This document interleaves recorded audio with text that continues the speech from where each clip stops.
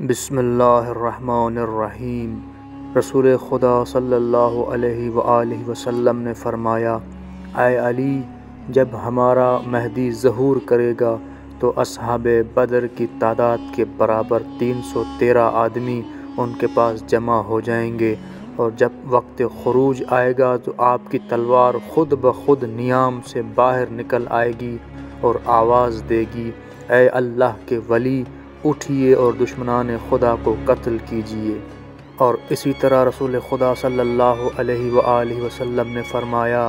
جب ظہور امام مہدی علیہ السلام کا وقت آئے گا تو آسمان سے ایک منادی ندا دے گا،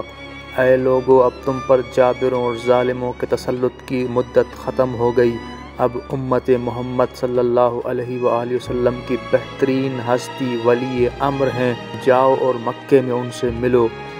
یہ سن کر نجبائے مصر اور ابدال شام، اصحاب عراق نکل کھڑے ہوں گے، جو شب کو راہب و عابد اور دن کے وقت شیر ہوں گے، ان کے دل فولاد جیسے ہوں گے، اور مکہ آ کر رکن و مقام کے درمیان حضرت مہدی علیہ السلام کی بیعت کریں گے۔ عمران بن حسین نے عرض کیا، یا رسول اللہ، کچھ اس مرد یعنی امام مہدی علیہ السلام کے متعلق بھی ارشاد فرمائیے۔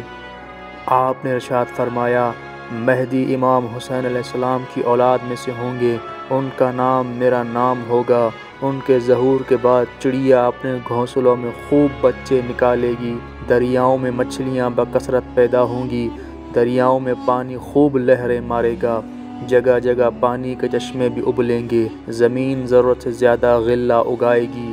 جب وہ چلیں گے تو آگے آگے جبرائیل ہوں گے اور پیچھے ان کے اسرافیل ہوں گے، اور وہ زمین کو عدل و داد سے اس طرح بھر دیں گے جس طرح وہ ظلم و جور سے بھری ہوگی۔